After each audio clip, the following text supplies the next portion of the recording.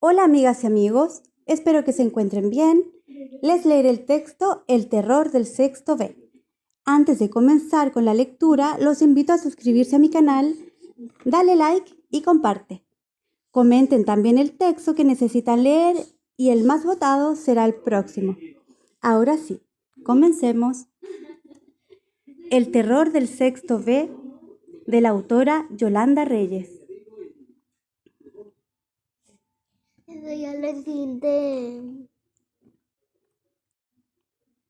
Reseña.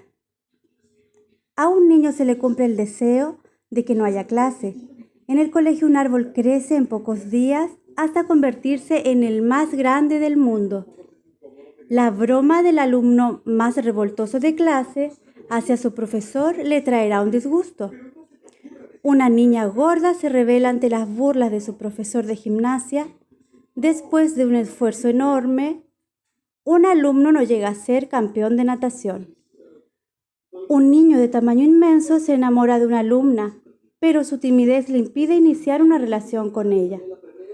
Todas estas historias juntas, en capítulos independientes, forman parte de este libro, cuyo título hace referencia al alumno bromista. Cada historia es parte del conjunto del libro, pero todas ellas tienen en común que ocurren en el mismo colegio. Cada relato tiene como protagonista a alumnos de un curso diferente. El humor y la ternura forman parte de estas historias, que resultan muy agradables para el lector. Se trata de un libro muy interesante para iniciarse en la lectura. Es breve, tiene ilustraciones, la letra muy grande, la narración es muy sencilla y directa. A ello, hay que añadir que todas las situaciones son muy cercanas a los niños al desarrollarse en un colegio, un lugar que forma parte de sus vidas. Por todo esto se puede recomendar a niños, preferentemente mayores de 9 años, pero que no se sienten especial atracción por la lectura. Estas historias pueden servir de inicio en el acercamiento al acto de leer. Una manera de pasar un rato divertido. Circular para los lectores de estas historias. Los papás siempre dicen, cuando yo tenía tu edad, era el mejor de la clase. Dicen también que el colegio es la época más divertida de la vida, la más feliz y descomplicada. Dicen y dicen mil maravillas por el estilo. Claro que los papás llevan muchos años fuera del colegio y son gente de pésima memoria. Ya no se acuerdan del prefecto de disciplina ni de las malas notas. Es más, yo creo que solo se acuerdan de las vacaciones. Estas historias del colegio no son así. Sucedieron hace muy poco tiempo en lugares muy cercanos y me las contaron alumnos que tienen la memoria nuevecita, porque poco la han gastado en aprenderse los accidentes geográficos o los ríos más largos del mundo. Si por casualidad encuentran a un compañero con un nombre parecido en su colegio, piensen que es una simple coincidencia y no se lo digan a nadie. Para evitar problemas, ya es suficiente con lo que tienen que resolver un alumno durante 5 días a la semana, durante 4 semanas al mes, durante 10 meses al año, durante 12 o más años de colegio. Si son buenos para multiplicar, hagan la cuenta del tiempo que eso significa. 5 días por 4 semanas, por 10 meses, por 12 años. Pero si les da pereza, envíenle el problema al profesor de matemáticas. Seguro disfrutará resolviéndolo con cálculos mentales o incluyéndolo en su próximo examen escrito. Y a propósito de los profesores, no crean que siempre se divierten. Se sorprenderían si supieran todo lo que ellos mismos me han confesado. Sé, por ejemplo, de una profesora de música que se moría del susto con los monstruos del cuarto C. Las manos le sudaban, las rodillas le temblaban y se le borraba la voz hasta que la mamá tuvo que ir a hablar con la directora, porque le iban a traumatizar a su hijita. También me sé historias muy románticas que han sucedido entre las 4 paredes del colegio. Todas son reales. Como me las contaron, las cuento. Frida. De regreso al estudio, otra vez, primer día de colegio. Faltan 3 meses, 20 días y 5 horas para las próximas vacaciones. El profesor no preparé clase. Parece que el nuevo curso lo toma de sorpresa. Para salir del paso, ordena con una voz aprendida de memoria. Saquen el cuaderno y escriban con esfero azul y buena letra una composición sobre las vacaciones. Mínimo una hoja por lado y lado, sin saltar reglón. Ojo con la ortografía y la puntuación. Tienen 45 minutos. ¿Hay preguntas? Nadie tiene preguntas, ni respuestas. Solo una mano que no obedece órdenes porque viene de vacaciones y un cuaderno rayado de 100 páginas, que hoy se estrena con el viejo tema de todos los años. ¿Qué hice en mis vacaciones? En mis vacaciones conocí a una sueca. Se llama Frida y vino desde muy lejos a visitar a sus abuelos colombianos. Tiene el pelo más largo, más liso y más blanco que he conocido. Las cejas y las pestañas también son blancas. Los ojos son de color cielo y cuando se ríe se le arruga la nariz. Es un poco más alta que yo y eso que es un año menor. Es lindísima. Para venir desde Estocolmo, capital de Suecia, hasta Cartagena, ciudad de Colombia, tuvo que atravesar prácticamente la mitad del mundo. Pasó 3 días cambiando de aviones y de horarios. Me contó que en un avión le sirvieron el desayuno a la hora del almuerzo y el almuerzo a la hora de la comida, y que luego apagaron las luces del avión para hacer dormir a los pasajeros, porque en el cielo del país por donde volaban era de noche. Así de tan lejos es ella, y yo no puedo dejar de pensarla un solo minuto. Cierro los ojos para repasar todos los momentos de vacaciones, para volver a pasar la película de Frida por mi cabeza. Cuando me concentro bien, puedo oír su voz y sus palabras, enredando el español. Yo le enseñé a decir camarón con chipi chipi, chévere, zapote y otras cosas que no puedo repetir. Ella me enseñó a besar. Fuimos al muelle y me preguntó si había besado a alguien, como en las películas.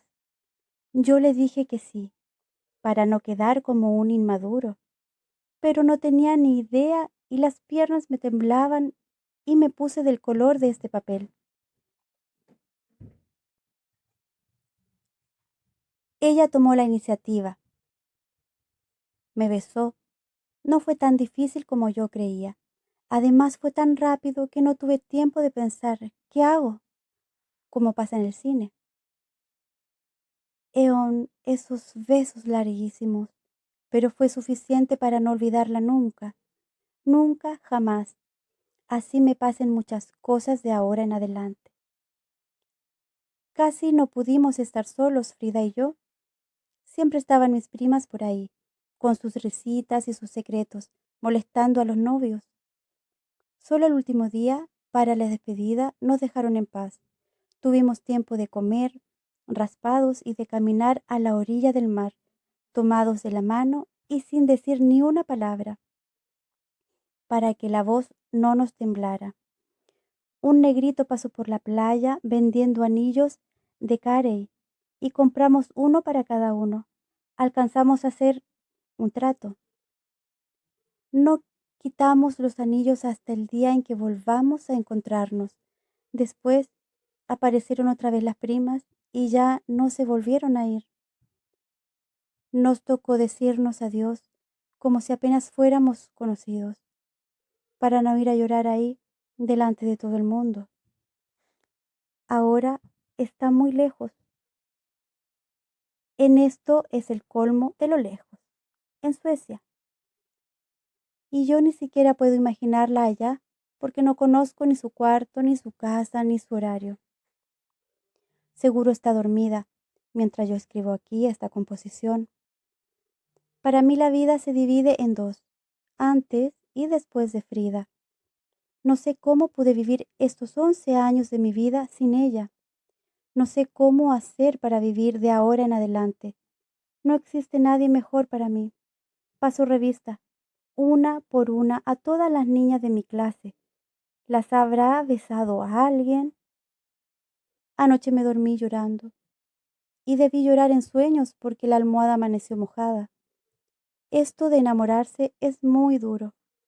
Levanto la cabeza del cuaderno y me encuentro con los ojos del profesor clavados en los míos. A ver, Santiago, léanos en voz alta lo que escribió tan concentrado. Y yo empiezo a leer, con una voz automática, la misma composición de todos los años.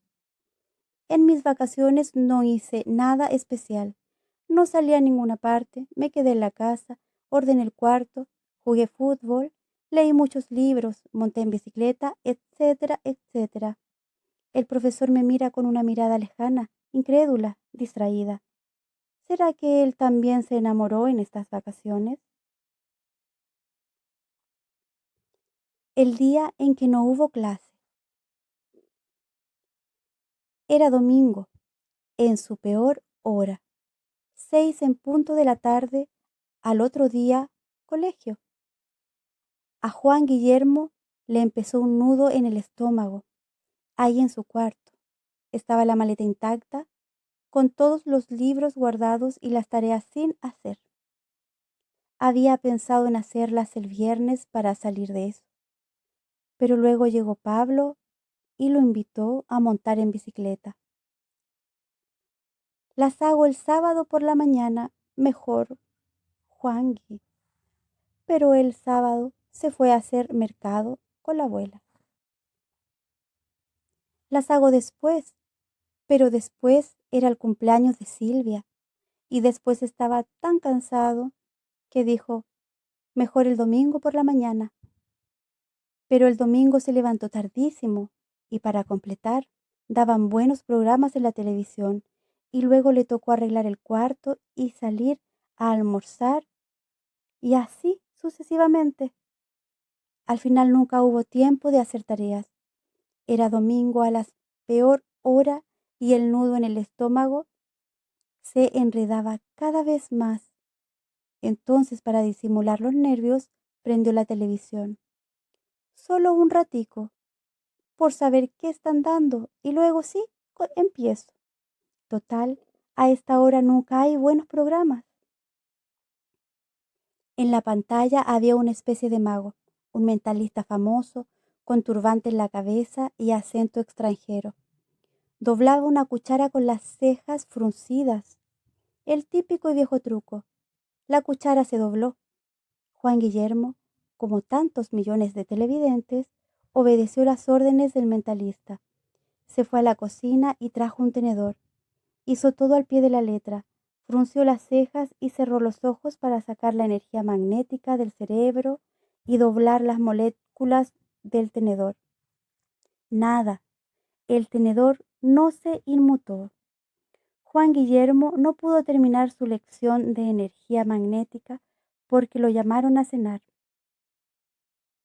Después de la comida, el mentalista se había ido a la TV y en su lugar daban Guerra de Estrellas. La vio entera y después ya no hubo caso de hacer las tarcas porque el sueño le cerraba los ojos. Mañana en el paradero le pido a Andrés que me explique la tarea de matemáticas, porque si me pasan al tablero, con esa idea se le quitó un poco el nudo en el estómago y se durmió profundamente. Adivinen con quién soñó, pues con el mentalista y con sus ejercicios de control mental. El lunes, a la peor hora, 6 en punto de la mañana, sonó puntual el despertador. Juan Guillermo se acomodó entre las cobijas para despedirse del sueño y se despertó una hora más tarde con los gritos de mamá. Mire que si lo deja el bus, el castigo es para mí porque me toca llevarlo. Y así fue. Juan Guillermo se tomó el chocolate sin pan ni jugo. Se bañó en 60 segundos. Salió con la corbata en una mano y la peinilla en la otra y corrió sin parar. Pero el bus ya iba en la otra esquina y no pudo alcanzarlo. Así que volvió a casa con cara de niño regañado y mamá furibunda con la pijama debajo del abrigo. Salió rumbo al colegio repitiendo la misma cantaleta reservada para estas ocasiones. Que pasara algo y no pudiera llegar, pensó Juan Guillermo, y por pura casualidad el carro dio 3 estornudos y quedó varado entre una fila de carros, en plena hora principal.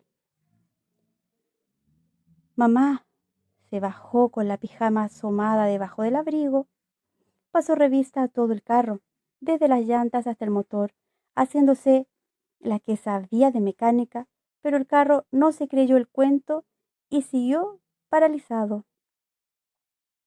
Pobre mamá, pensó Juan. Se veía tan ridícula con su cara de sueño, su pijama debajo del abrigo, y que él intentó hacer algo. Se acordó del mentalista y le ordenó a las moléculas del carro que se arreglaran. Por pura casualidad, mamá le dio 3 zapatazos a la batería y el carro estornudó 3 veces y quedó perfecto. Pero ya era tardísimo y el tráfico estaba imposible. Llegas porque llegas, dijo mamá y siguió su marcha sin decir una palabra más.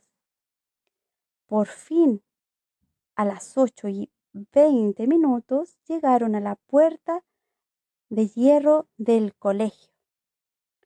Juan se bajó sin un beso porque mamá seguía iracunda. «Qué lunes tan lunes», pensó, y deseó con todas sus fuerzas que ese día no hubiera clase. Adentro todo estaba en silencio, el corredor vacío de niños y las puertas de todos los cursos cerradas. Juan Guillermo avanzó con el terrible nudo en el estómago, tratando de imaginar una buena disculpa para decirle al profesor. Por fin llegó al cuarto B. A primera hora matemáticas le recordó el horario que estaba pegado afuera. Y él no había hecho la tarea. Ya sabemos por qué. Juan Guillermo pegó la oreja en la puerta para tratar de oír en qué iba la clase. El corazón le latía durísimo. Del resto, no sé. No se oía nada. Silencio absoluto. El estómago se le enredó del todo en un nudo ciego. El silencio era síntoma de lo peor, y lo peor era previa sorpresa, y 0 segundo para él. Con toda la valentía que alcanzó a reunir en su cuerpo, Juan Guillermo Mantilla cerró los ojos, cruzó los dedos, recitó el famoso sortilegio para que no haya colegio y se obligó a entrar a clase de un empujón. Abrió la puerta y fue como si hubiera dado un salto al vacío. Adentro no había clase, no había profesor ni alumnos, ni tableros, ni pupitres, ni armario, ni carteleras, ni techo, ni piso, ni paredes. Así como suena, no había clase. Detrás de la puerta nada de nada. Cero absoluto, conjunto vacío.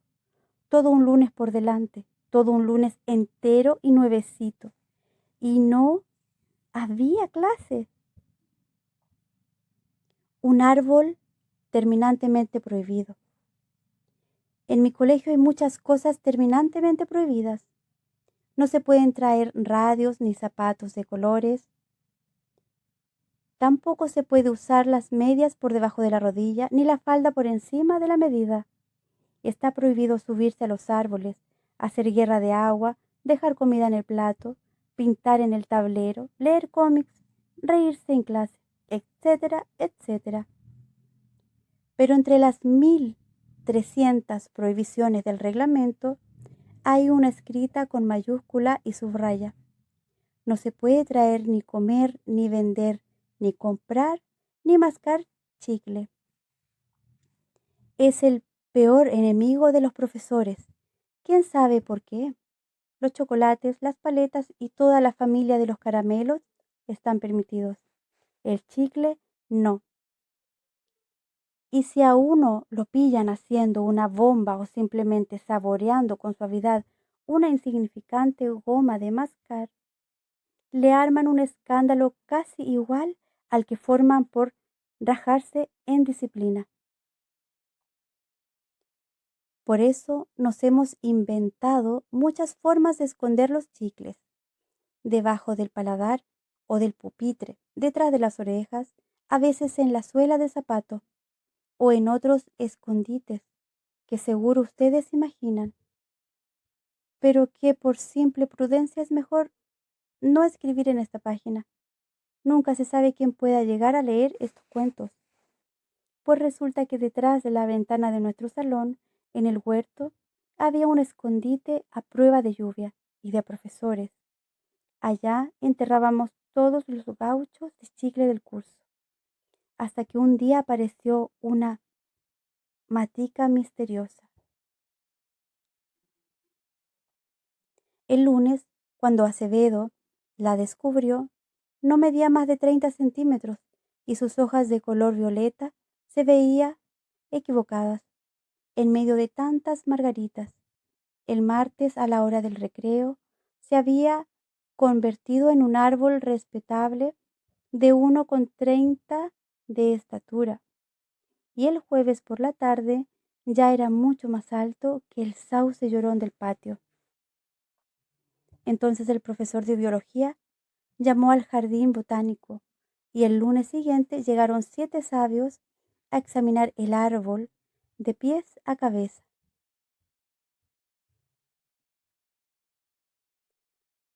Hubo muchas discusiones a la hora de clasificarlo. Algunos decían que era una variedad del eucaliptus por el aroma de sus hojas. Otros creían que era un pariente de la familia de los robles por la firmeza de su tronco, y no faltó quien se atreviera a confundirlo con una palma africana.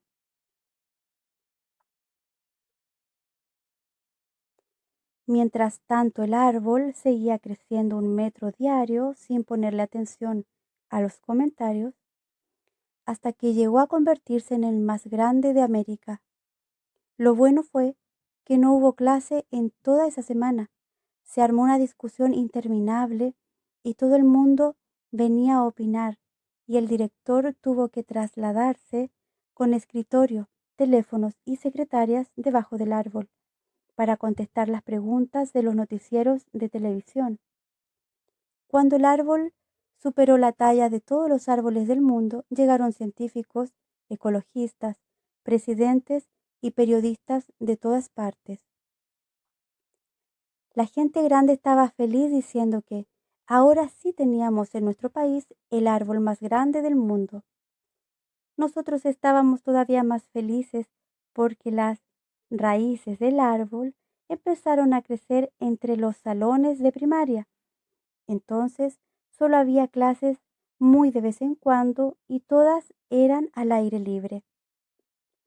El colegio fue convirtiéndose poco a poco en la casa del árbol, y el rector tuvo que organizar un bazar para construir una nueva sede campestre. En el tronco del árbol pusieron una placa de mármol con letras doradas, y el presidente de la República vino a bautizarlo personalmente. Como nadie le sabía el nombre, le inventaron uno larguísimo en latín, que es una lengua muerta. Ese día tampoco hubo clase. Con tantos discursos y varios niños de kinder se desmayaron por aguantar todo el tiempo de pie, al rayo de sol y con uniforme de gala. Han pasado ya 2 años desde entonces y el árbol no ha parado de crecer un solo día. Ahora mide más de 300 kilómetros y pronto empezará a hacerle cosquillas a las nubes. Dicen los científicos que cuando las nubes se cansen de tantas cosquillas, habrá un aguacero parecido al diluvio universal, pero muchísimo más corto. Solo nosotros, los de quinto A, sabemos al otro día del diluvio, cuando todo el mundo descubra el misterioso origen del árbol de chicle, se va a armar la grande en el colegio. Seguro moverán castigos, boletines y matrículas condicionales para todos los del curso. Pero a nosotros no nos da miedo. ¿A quién puede importarle un castigo si es dueño de una fábrica gigante de chicles natural? El terror del sexto B. Hace una semana yo era un tipo común y corriente, digamos que sin problemas, porque tener matrícula condicional y el año prácticamente perdido no son problemas graves. Ahora si estoy metido en un lío y tengo que contárselo a alguien porque ya no puedo cargar más con este casete prendido en la cabeza dándome vueltas día y noche. Primero que todo, me presento. Mis amigos me dicen el terror del sexto B. Soy especialista en sabotear clases y en hacer todo tipo de bromas pesadas. Hay quienes dicen que soy un líder negativo, pero eso es porque no me conocen de verdad. En el fondo, soy inofensivo y hasta buena gente, o era, por lo menos. El jueves 7 de octubre todo cambió. Fue en clase de inglés con el profesor Quiroga, alias Porky. Él no necesita mucha presentación. ¿Y ustedes ven dibujos animados? Entonces imagínense al Porky de las tiras cómicas con anteojos, vestido de paño y 30 años de experiencia. Así tal cual es mi profesor de inglés.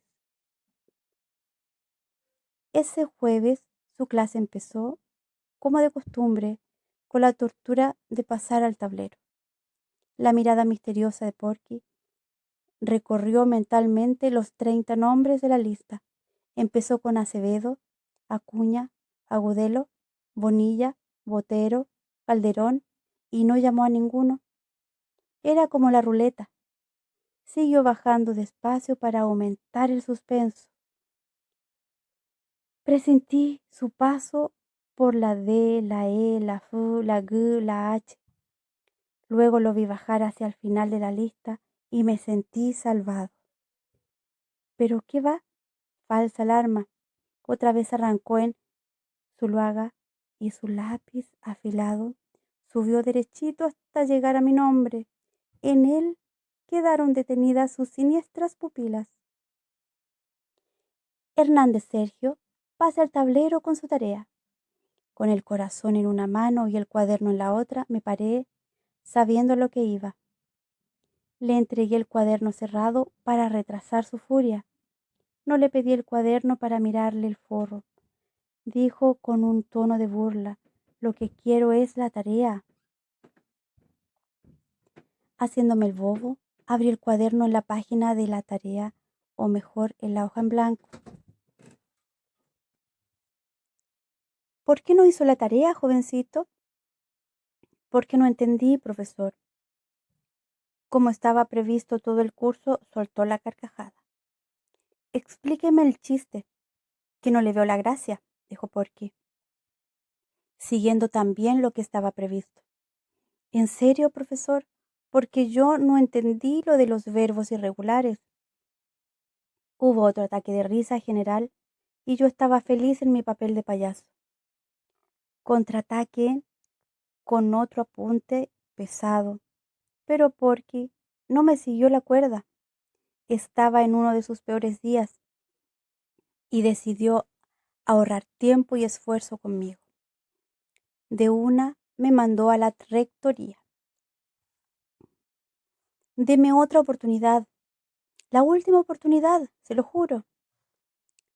Yo más ya no puedo hacer por usted, dijo con voz de víctima. Tengo la matrícula condicional y el rector me advirtió que a la próxima me expulsan. Le dije casi arrodillado. Ese no es mi problema. Ha debido pensarlo antes. Haga el favor de salir inmediatamente y ni una palabra más. O sea que no hubo caso. Cerré la puerta del salón y me quedé ahí parado. En una encrucijada temblé. No podía ir a la rectoría porque eso significaba salir derechito a buscar colegio. Tampoco podía seguir ahí, como un bobo, en medio del corredor, esperando a que algún profesor me pillara fuera de clase. Entonces me fijé en la puerta vecina de sexto B, que tenía una terrible advertencia. Sitio de material didáctico, terminantemente prohibida la entrada de alumnos. La amenaza era en serio.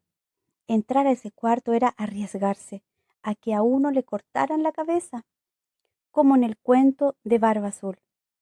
Pero en ese momento la puerta prohibida fue mi única tabla de salvación. Preciso ese día estaba sin llave.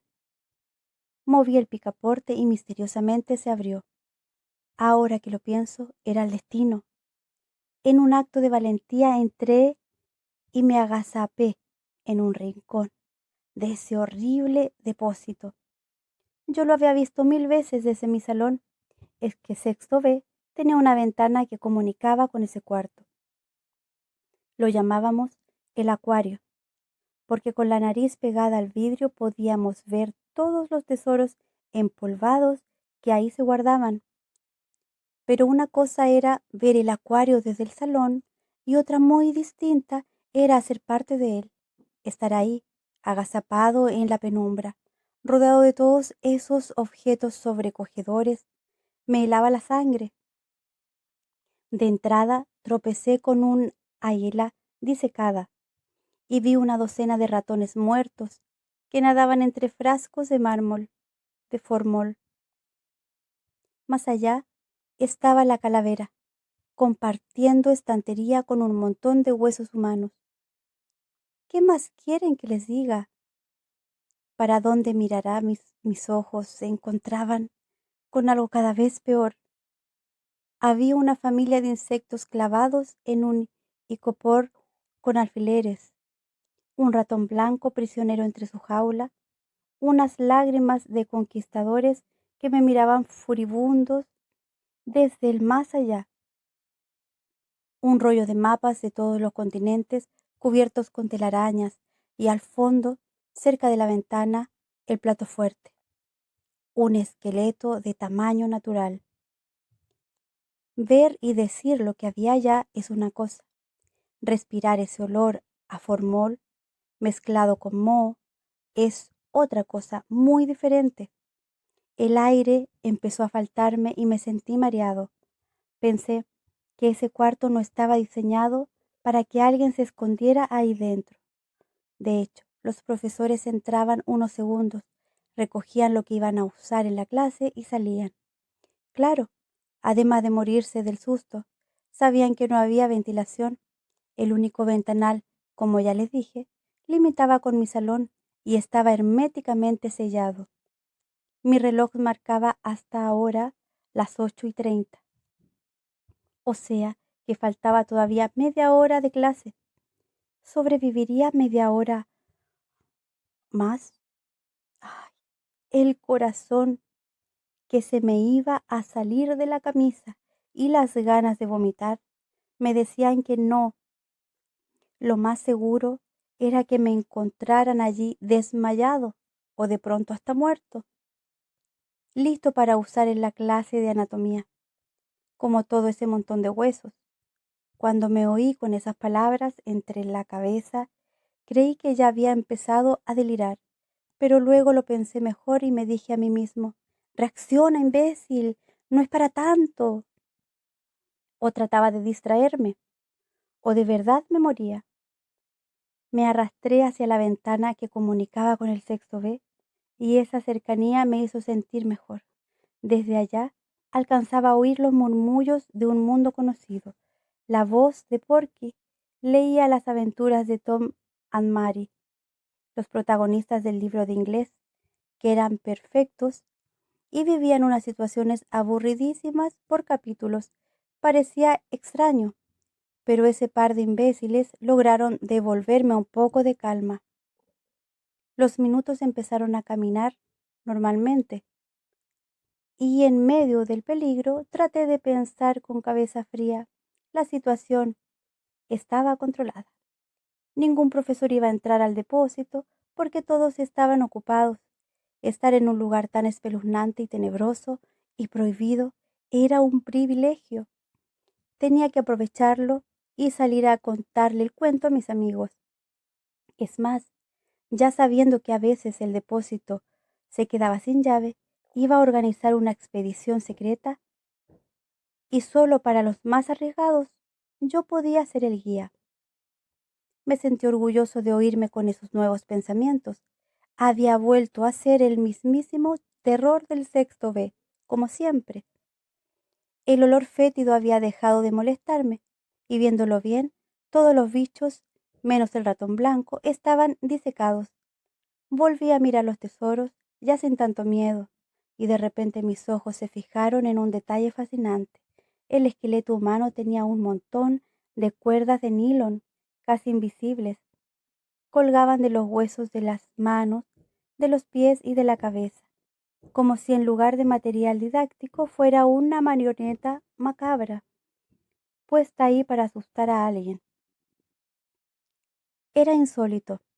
Al mover los hilos, el esqueleto podía levantar sus manos huesudas, chocar las rodillas o temblar de miedo. El sistema funcionaba como si fuera el invento de un genio malvado. Era tan divertido el juego que el poco miedo que me quedaba se me fue quitando. Desde el otro lado de la ventana, Porky seguía con su insoportable lectura. Me alegré de no estar en clase y pensé que sexto B era a veces más asfixiante que el olor a formol.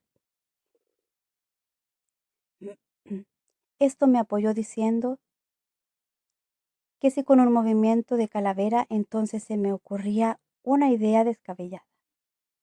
Decidí que mi marioneta y yo íbamos a participar en la clase de inglés para darle una buena lección al profesor Quiroga. Con mucho cuidado, senté al esqueleto en un pupitre oxidado que había frente a la ventana del sexto B. Esa fue la parte fácil. Lo hice con movimientos muy lentos, mientras el profesor seguía con las gafas metidas en el libro de inglés.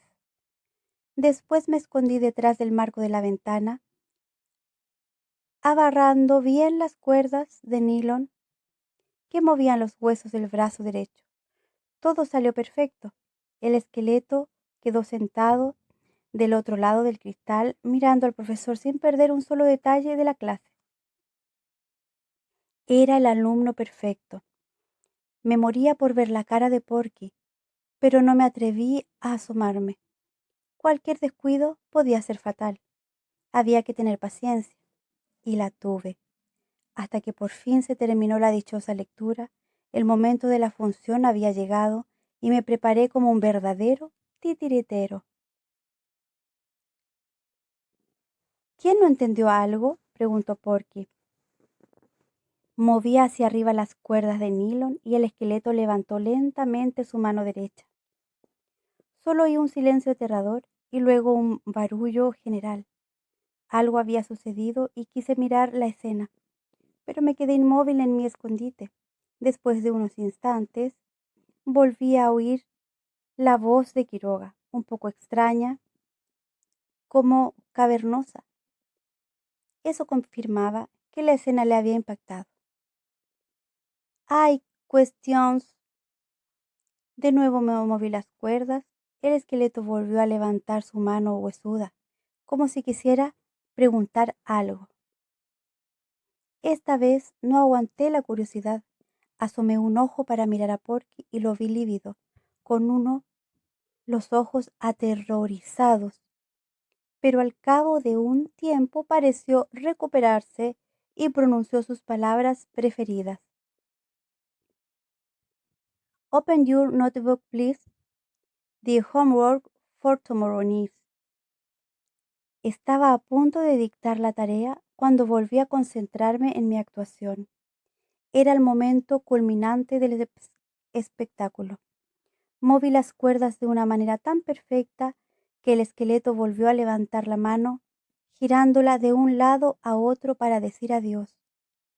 Fue un movimiento muy coordinado y yo ya me estaba sintiendo orgulloso de mi talento para manejar marionetas cuando oí del otro lado señales de alarma.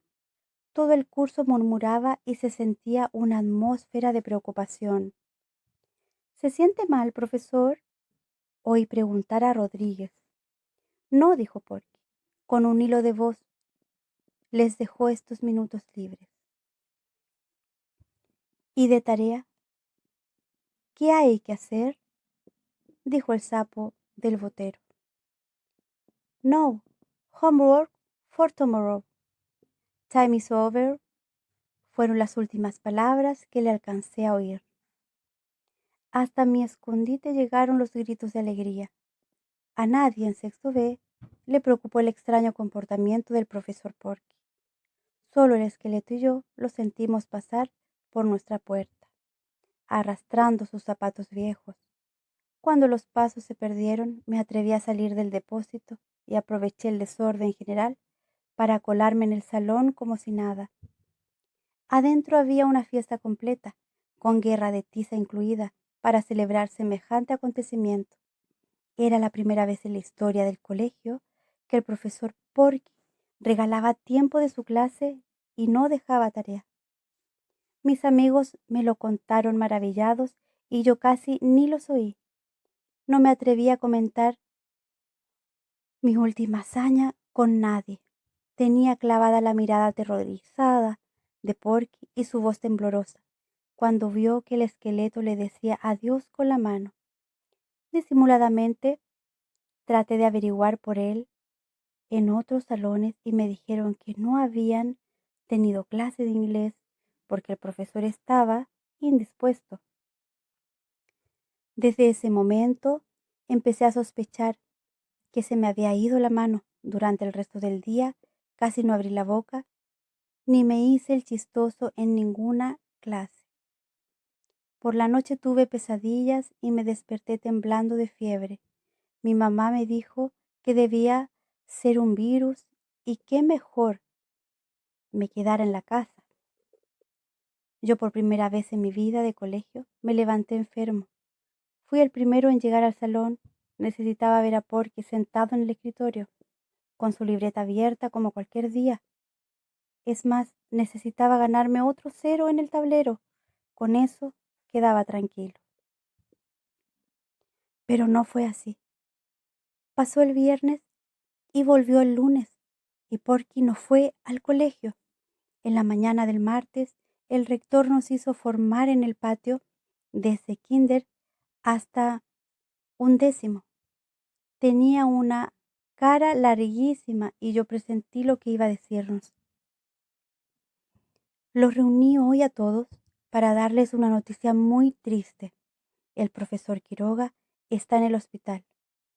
El caso es grave, a menos que suceda un milagro, dijo con un tono terrible de sesión solemne, y siguió diciendo un montón de palabras que yo ya no oí. Desde entonces, solo espero que suceda un milagro y que Porky entre por esa puerta de sexto B como si nada. Dicen los chismes que él ya no vuelve y que el próximo lunes llega una nueva profesora de reemplazo. He oído también que estaba muy enfermo desde hacía tiempos, pero que no había querido decírselo a nadie para que no le tuvieran lástima ni le pusieran condecoraciones.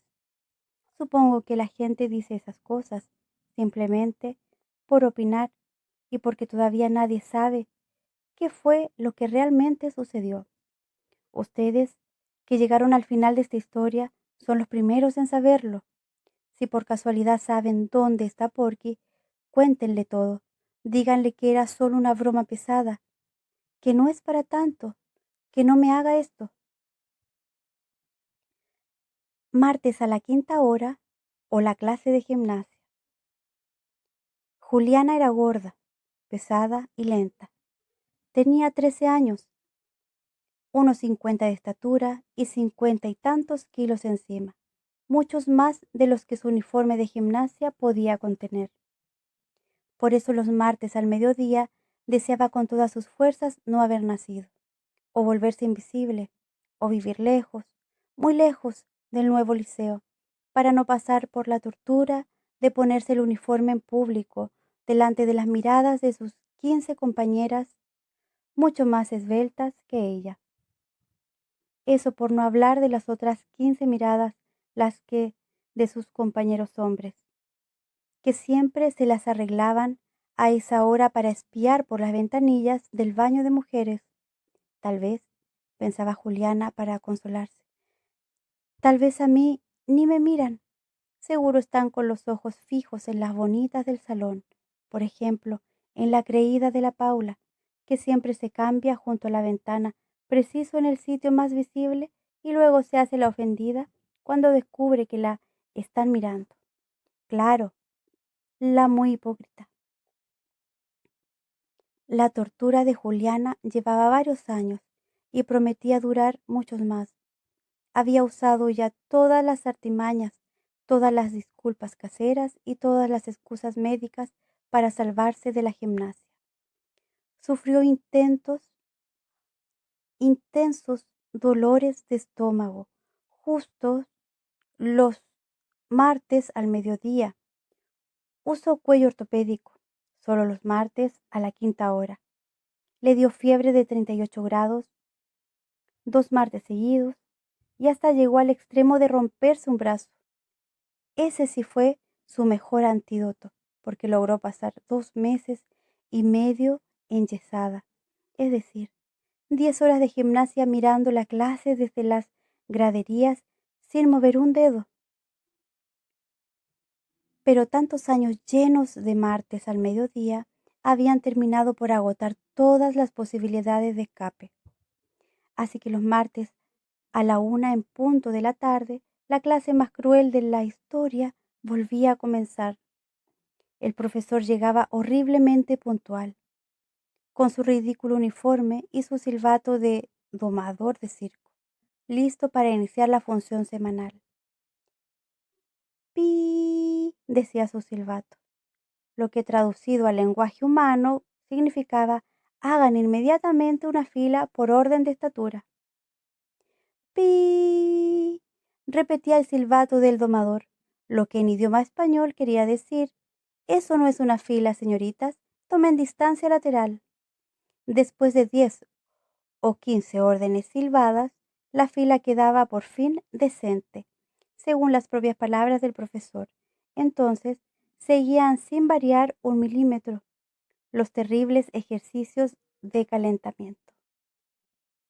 Y 1 y 2 respiren profundo, y 1 y 2 flexionen el tronco, y 1 y 2 los brazos a la derecha. Dije, a la derecha, señorita Juliana. Me va a tocar devolver la kinder, a ver si aprende lateralidad. Risitas ahogadas de todo el curso. El brillante entrenador usaba sus chistes de circo para hacer reír al público. Así es muy fácil ser payaso, a costa del malo de la clase, pensaba Juliana toda colorada. Y como en esas pesadillas en las que uno sabe todo lo que sigue, pero no puede despertarse, la tortura se repetía paso a paso, siempre idéntica para ella. ¡Pi! Volvía a trinar el silbato. 2 vueltas a la cancha, trotando. Muévanse, jovencitas, que esto no es un desfile de modas en el club social. Y usted, señorita, no se quede atrás. Ándele, a ver si quema esos kilitos de más.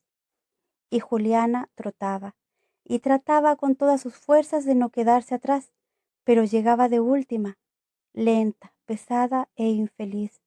Era siempre la última de la fila. Hasta que ese día, un martes 13 de abril, Juliana amaneció distinta, estaba de malas pulgas, y sin saber cómo ni de dónde, sacó fuerzas y tomó la decisión más importante de su vida. Por eso no pareció inmutarse con el silbato del profesor en sus oídos y se quedó parada en su sitio durante las 30 veces en las que el entrenador trató inútilmente de organizar su dichosa fila con ella ahí atravesada. También sus compañeras intentaron por todos los medios hacerla mover, hasta que se dieron por vencidas y les tocó trazar una línea recta con Juliana, Rueda como único punto de referencia. El entrenador, desconcertado, hacía sonar su silbato con más fuerza que nunca, pero era inútil. Juliana no lo escuchaba, parecía sorda. Entonces, desesperado, empezó a hacer gestos y a mover las manos enfrente de ella, igualito a un policía de tránsito. Pero era inútil. Juliana no lo veía, parecía ciega.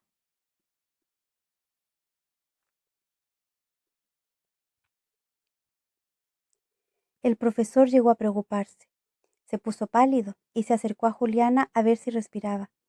Después le tomó el pulso para descartar cualquier problema médico y cuando vio que todo era normal, se sintió con el derecho de estar más bravo que nunca. Entonces empezaron a salir por su boca todas las burlas y los regaños que les había ido soltando a sus alumnos durante 20 años de experiencia. También eso resultó inútil.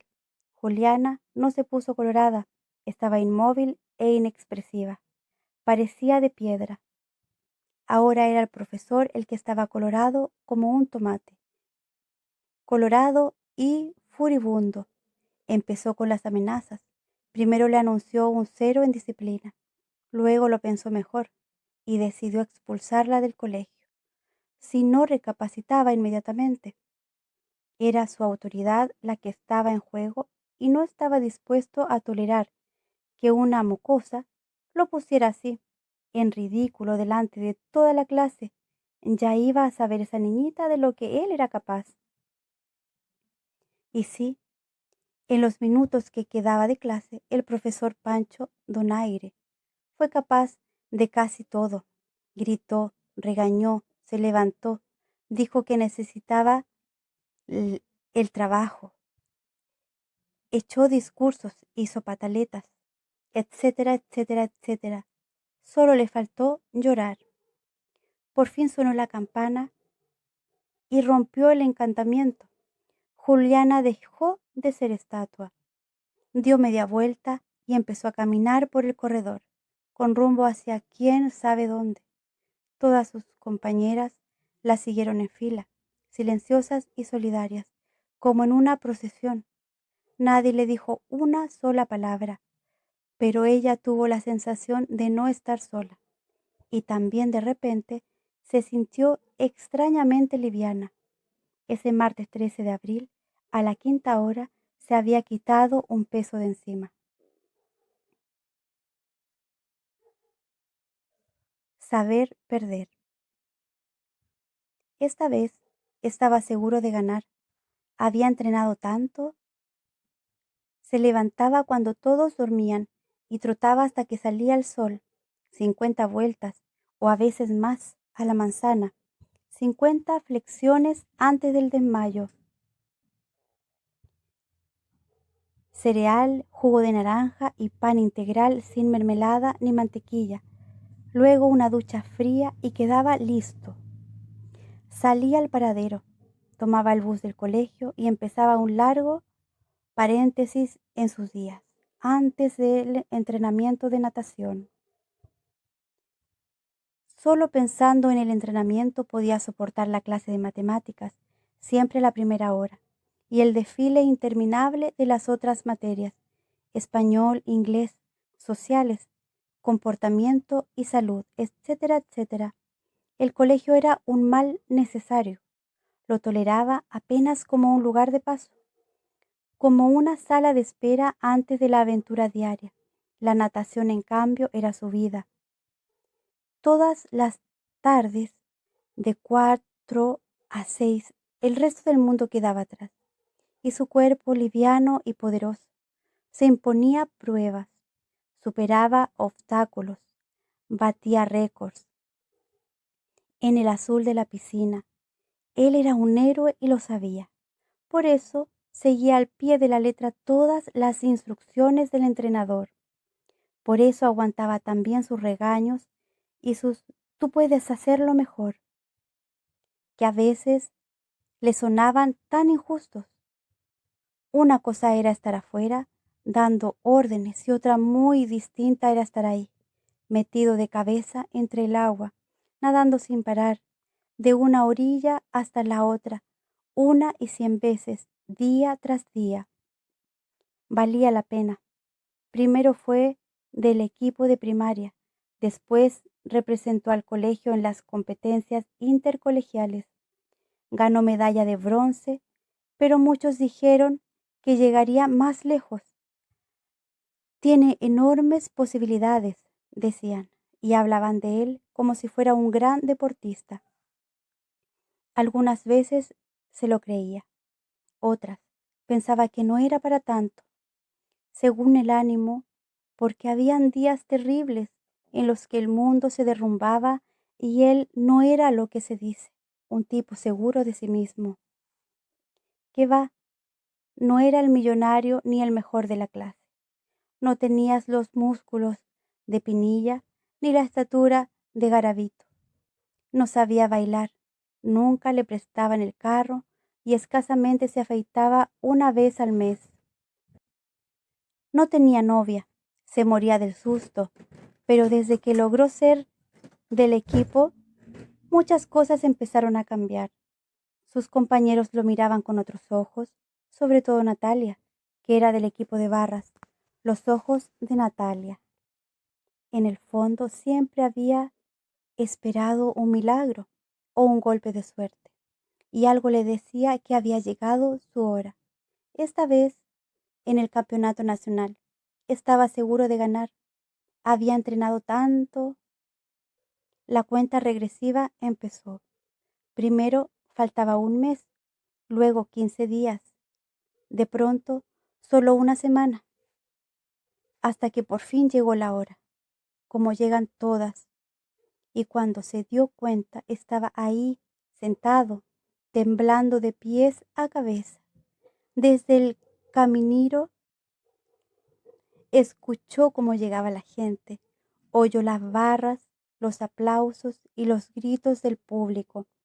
Con gusto habría cambiado todos los entrenamientos, las flexiones y las pruebas de resistencia por ese instante horrible que le quedaba antes de entrar a la piscina olímpica.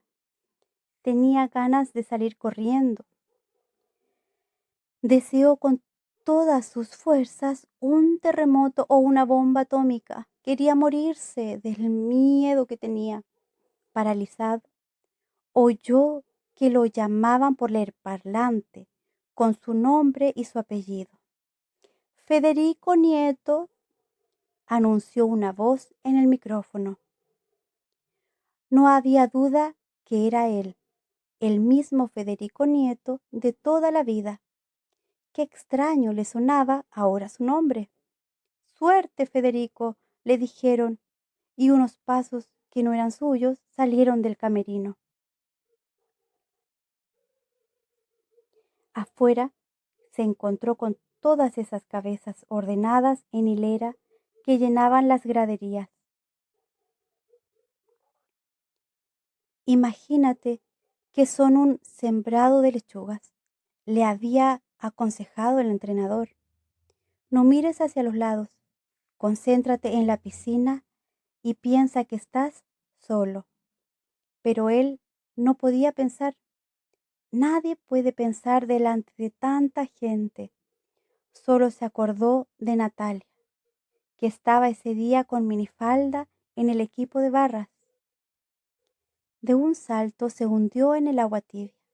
El miedo se quedó en la orilla y fue solo un cuerpo luchando a brazo partido contra el reloj y la distancia.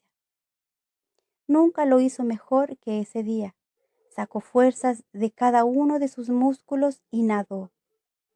Nadó con toda su fuerza, con toda su rabia, con toda su esperanza. Con sus 15 años a cuestas, nadó como si en esos instantes se estuviera jugando el resto de su vida. Pero no fue suficiente. Quedó en segundo, medalla de plata, subcampeón nacional de natación en la categoría junior. Mejor dicho, perdió. ¿Para qué engañarse?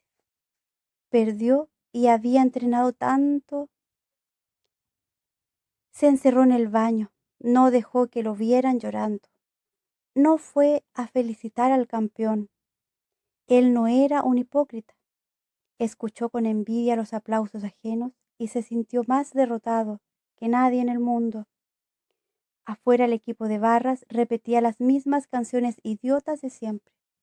Odio esas voces de niñas histéricas, pero sobre todo odio a Natalia. La odio de tanto que había soñado con ella, de tanto que la había imaginado junto a él como un campeón. Poco a poco, las graderías se fueron quedando sin gente y el silencio volvió a instalarse en la piscina olímpica. La cara larga del entrenador apareció en el camerino y Federico se alistó para escuchar su típico sermón. Hiciste un excelente trabajo, Federico, pero hay que saber perder. Es parte del espíritu deportivo. Saber perder. Solo eso le faltaba. ¿Quién podía haberse inventado una frase tan ridícula? ¿Acaso alguien lo sabía? Nada de eso, dijo. Solo escuchó mudo, mientras rumiaba sus pensamientos. Estaba iracundo y quería destrozarlo todo. Fue odioso y terriblemente injusto con sus papás, que se acercaron a consolarlo y que además no tenían la culpa. No les permitió ni un abrazo, ni siquiera una palmadita en el hombro. No quiso verlos ni en pintura. Ya se había hecho de noche y cuando se animó a salir, todo estaba en penumbras. Afuera lo esperaba una sombra. Era Natalia. Caminaron juntos, arrastrando los pies, a paso de tortuga sin dirigirse la palabra. No hacía falta llenar el silencio con palabras. Los dos estaban cansados. Tardaron mucho en el camino de regreso a casa, el tiempo necesario para dejar que la tristeza saliera de paseo. No había prisa, no había que madrugar al otro día. Federico se merecía un largo descanso, un fin de semana común y corriente, dormir hasta tarde, quizá un desayuno gigante en la cama y una buena dosis de películas en la televisión sin mover un dedo. Total, ya no tenía que estar en forma. No valía la pena por ahora. Después, quién sabe, el lunes, si acaso, o el martes, o el miércoles, ir a hablar con el entrenador, o mandarlo al diablo, o pensarlo con cabeza fría, ya sin rabia, y seguir con los entrenamientos. Era una decisión muy difícil, sí, señor, porque posibilidades tenía. Solo le había faltado un poco más de suerte, unos milímetros de suerte, y la próxima vez, con Natalia haciéndole barra, todo podía ser diferente. Estaba seguro de ganar algún día. Un amor demasiado grande. Desde pequeño fue un gigante, la talla más grande de zapatos, el más alto de la aula, el peso pesado del equipo de básquetbol. Cuando Mauricio se caía, la tierra entera sonaba, se estremecía con el golpe. Era exagerado, desproporcionado, colosal. Desocupaba la nevera en cada comida y siempre se quedaba con hambre. Un tipo fuera de lo común. Tenía 15 años y no paraba nunca de crecer. Un día se enamoró, como un loco del todo. Con sus manazas arrancaba las flores del jardín y luego temblando las dejaba en la puerta de la casa de Juanita. No se atrevía a poner la cara, no le dirigía la palabra de tanto amor que le tenía guardado. Solo le hablaba con los ojos, la mirada de día y de noche. En la clase ella sentía unos ojos fijos en su espalda. Cuando dormía, también tenía la sensación de que alguien la estaba espiando. Y era cierto. El gigante se pasaba las horas enfrente de su ventana, Detrás del árbol de cerezas la cuidaba, la acompañaba a hacer tareas, la esperaba a que comiera y le contaba historias para dormir. Cuando Juanita apagaba la luz, él le cantaba serenatas con su enorme voz de tarro. No regresaba a casa hasta que presentía sus sueños. Nunca volvió a hacer tareas ni a entrenar con el equipo. Rara vez alguien se encontraba con él. Era apenas una sombra gigantesca. Empezó a tener problemas en el colegio. Perdió 7 materias. Era la casa. Nadie sabía dónde pasaba los atardeceres ni las noches heladas. Llegaba tardísimo con sus enormes pasos de fantasma. Escasamente dormía. Se veía cansado, ausente, en otro mundo. Y era cierto. Vivía en el mundo de Juanita, escondido como un ladrón detrás de su ventana. Entonces decidió ponerle fin a ese asunto. Tenía que buscar una forma de hablar con ella, y justo ahí empezaba el problema. Él era un hombre de pocas palabras. Todavía se ponía colorado cuando le tocaba participar en clase. Ni pensar en lo que sería una conversación con Juanita. Quizás podría empezar con una frase común y corriente, algo así como: hola Juanita, hace un hermoso día. Era eso común y corriente. Mauricio ensayaba y dudaba, y como no tenía experiencia en conversación, se dedicó a la tarea de escuchar lo que decía la gente. Durante los recreos, se sentaba estratégicamente al lado de las parejas de novios o de amigos que había en su curso. Parecía un espía con su cuaderno de notas, listo a atrapar en el aire cualquier frase interesante, algo que le permitiera romper el hielo. Así coleccionó un montón de diálogos ajenos. ¿Qué has hecho? Nada especial. ¿Y tú? Pensarte. ¿Qué vas a hacer mañana? Ni idea. ¿Por qué? ¿Te gustaría ir al cine? Lleno de páginas enteras con frases de ese estilo. Pero a la hora de la verdad, ninguna le servía de nada. Le faltaba lo único importante: llenarse de valor y simplemente hablar con ella. Un día, por fin se atrevió a saludarla. La esperó en la puerta del colegio hasta que la vio llegar. Con un hilo de voz le alcanzó a decir: hola, Juanita. Ella pasó derecho. Quizás ni lo oyó. El mundo se le vino encima. Era un gigante solitario en medio del barullo de la clase. Por la tarde, recuperó las fuerzas y la llamó por teléfono. Hola, dijo Juanita. Del otro lado, solo se oía un silencio enorme. Hola, repitió Juanita en todos los tonos. Mauricio la escuchó con el corazón encogido. Trató de decir algo, pero la voz se le había borrado. Ella colgó. Varias veces repitió su conversación muda, hasta que al fin ella lo insultó. Pero no se dio por vencido. Para disculparse, le mandó una tarjeta pintada por él. Era la imagen, sin palabras, de un gigante arrodillado frente a una hermosa princesa.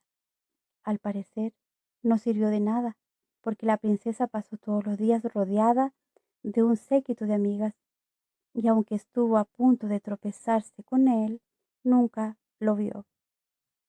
Por esos días, Mauricio empezó a sospechar que, a pesar de su tamaño, era un hombre invisible. Fue entonces cuando se le ocurrió la idea más descabellada de todas las ideas.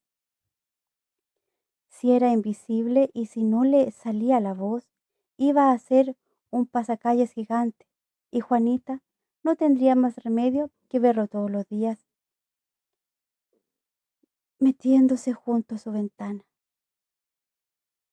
Gastó 6 metros de tela y un tarro de pintura roja solo para decirle: te amo, Juanita. Nada más, así de simple. Lo difícil vino después. Tenía que colgar el pasacalles frente a la ventana de ella, entre el poste de luz y el árbol de cerezas. Mauricio empezó las 11 de la noche y lo sorprendió el amanecer. Enredado entre un complicado sistema de cuerdas, sudando a pesar del frío y con el alma colgando de un hilo. ¿Cómo hace de falta un amigo en estos momentos?, pensaba Mauricio, sentado en una rama del árbol de cerezas. Entre dos, esto sería más fácil.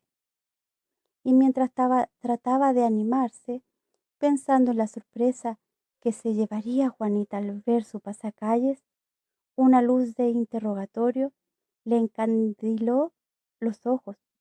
Mauricio no sabía quién estaba abajo, pero por el tono de voz se imaginó que no se trataba de ningún amigo.